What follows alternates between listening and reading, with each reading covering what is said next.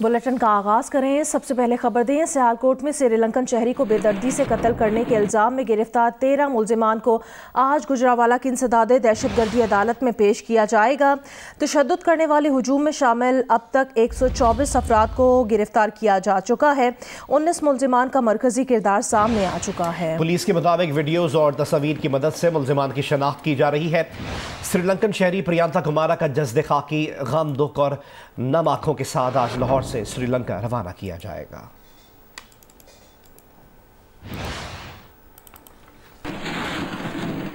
सियालकोट में गैर मुस्लिम श्रीलंकन शहरी प्रियंका कुमारा को हुजूम से बचाने के लिए मलिक अदनान ने हर मुमकिन कोशिश की।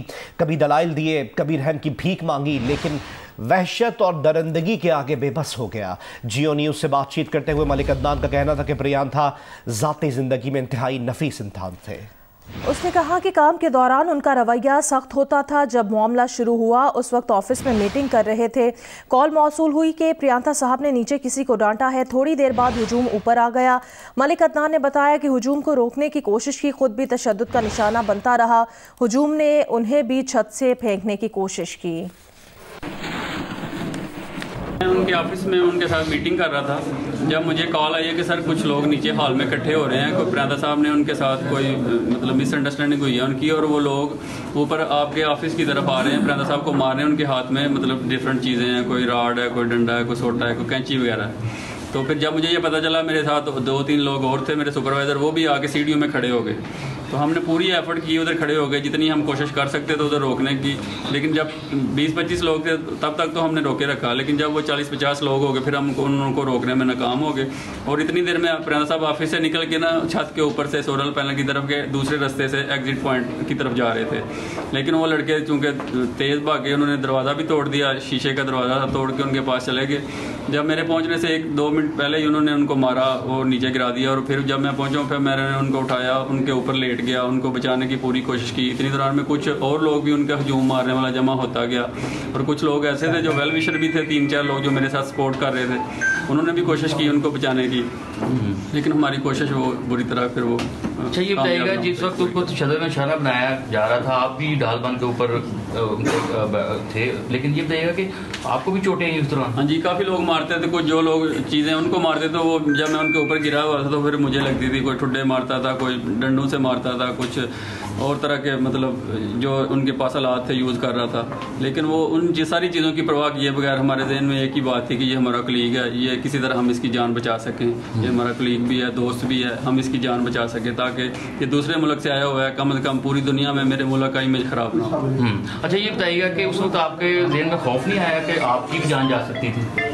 नहीं, ये खौफ जहन में लिए बगैर मैंने ये इरादा किया कि कम से कम इसकी जान बच जाए। हो बाकी हर इंसान को हो होता है, लेकिन उस वक्त ये खौफ नहीं आई। उस वक्त जहन में यही ख्याल था कि कम से कम इस इंसान की जान बचे। उसके बाद भी कोशिश की है कि उनकी बॉडी को ना करें, सड़क पे जाके भी रिक्वेस्ट की है कि आपने जो करना था कर लिया, लेकिन इसकी बॉडी को नुकसान ना पहुँचाए, लेकिन वो लोग नहीं माने। तो वो हाईली प्रोफेशनल, डिसिप्लिन, ऑनेस्ट आदमी थे ड्यूटी के दौरान, और ज़ाती लाइफ में वो नरम मिजाज आदमी थे, अच्छे फ्रेंड थे, नरम मिजाज आदमी थे, मेरिट पे काम करना, मेरिट पे बात करना।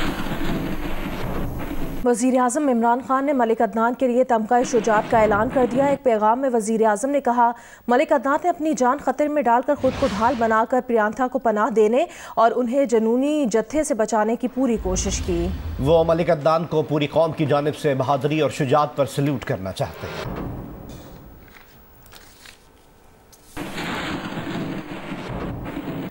दीगर खबरें शामिल करें और आपको बताएं कि गिलगित बल्तिस्तान के जिला गजर में तेज बर्फबारी हुई है, जिसके बायस मकामी आबादी घरों में महसूर होकर रह गई है। राब्ता सड़कें ब्लॉक होने से शहरियों को परेशानी का सामना है। महकमा मौसमियात के मुताबिक आज गिलगित बल्तिस्तान, कश्मीर और इससे मुल्हिका पहाड़ी इलाकों में हल्की बारिश और पहाड़ों पर हल्की बर्फबारी का इम्कान है। अस्तोर में मौसम सरमा की पहली बर्फबारी ने निज़ाम ज़िंदगी को शदीद मुतासिर किया है।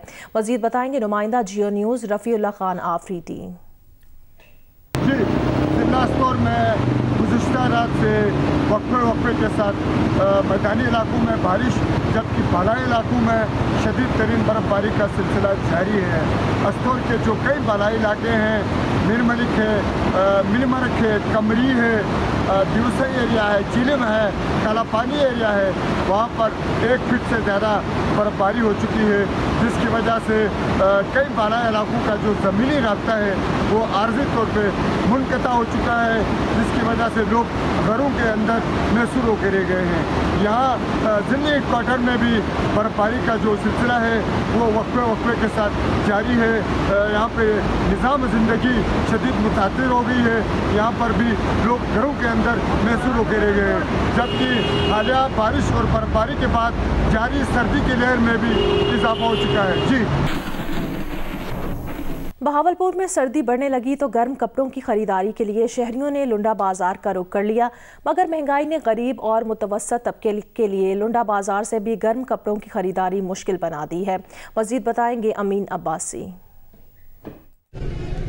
जी, बहावलपुर में भी सर्दी के मौसम का आगाज़ हो गया है और सर्द मौसम शुरू होते ही लोगों ने गर्म कपड़ों की ख़रीदारी के लिए लंडा बाज़ार का रुख कर लिया है। मैं इस वक्त बहावलपुर के सबसे बड़े लंडा बाज़ार में मौजूद हूँ।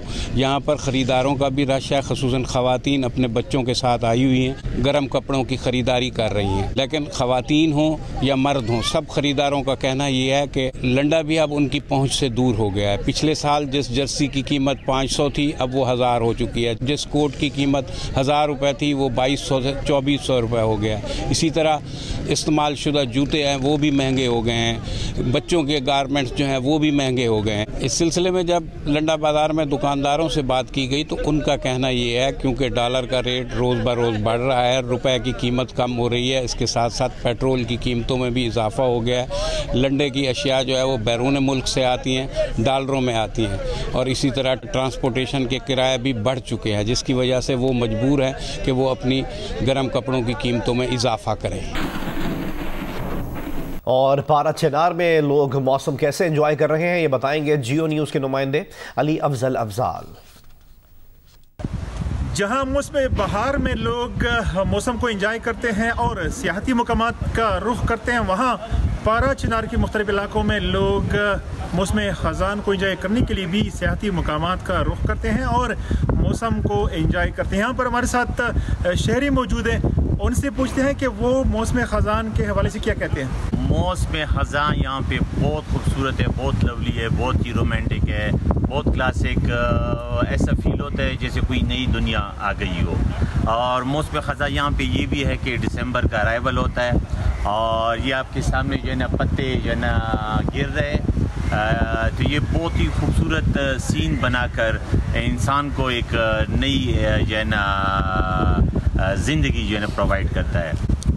जी, शहरी मौसम बहार की तरह मौसम ख़ज़ान के रंग और मौसम को भी इंजॉय करते हैं और गिरते पत्ते और बर्फबारी का इंतज़ार, इसका मज़ा ही कुछ और होता है। दुनिया के आलूदा तरीन शहरों में लाहौर आज भी पहले नंबर पर। महकमा मौसमियात का कहना है बारिश के बाद ही स्मॉग में कमी आएगी। अब से कुछ देर पहले मुल्क का सबसे बड़ा शहर कराची 7वें नंबर पर देखा गया। लाहौर की ताज़ा तरीन सूरत हाल क्या है, बताएंगे जियो न्यूज़ के नुमाइंदे सुहेल इमरान। जी, लाहौर मुसलसल दुनिया के आलूदा तरीन शहरों की फहरिस्त में शामिल है। अभी कुछ देर पहले आलमी वेबसाइट के मुताबिक आज भी लाहौर दुनिया के आलूदा तरीन शहरों में सरे फहरिस्त है और जो रैंकिंग जारी की गई है कुछ देर पहले तक टॉप 10 में शामिल हो गया है कराची का शहर, जो सबसे ज़्यादा आलूदा शहर है दुनिया के।